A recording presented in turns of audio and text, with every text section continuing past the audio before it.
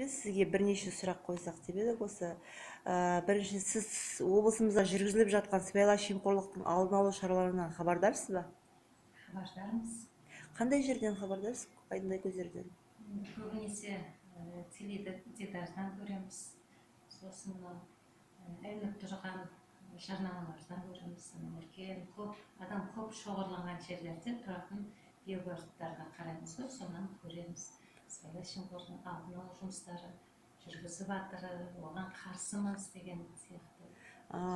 Рахмет. Сіз жүргізіліп жатқан сыбайлас жемқорлық шараларына көңіліңіз толады ма? Көңіліміз толады. Қандай шаралар әлде де қабылдау керек, қандай ұсыныстарыңыз бар осы? Ұсыныстарымыз елбасы өзінің жолдауларында айтып жатады ғой, көбінесе жастардың арасында көбірек жұмыс жүргізу.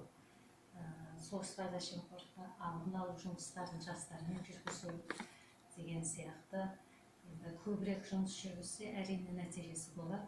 Ол жастармен, студент жастармен, оқушылармен және олардың ата-аналарымен жүргізу керек.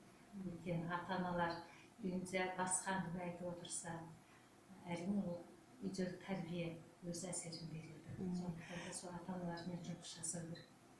Рахмет. Сіз облысыңызда жемқорлық көрінісімен өміріңізде кездестіңіз бе?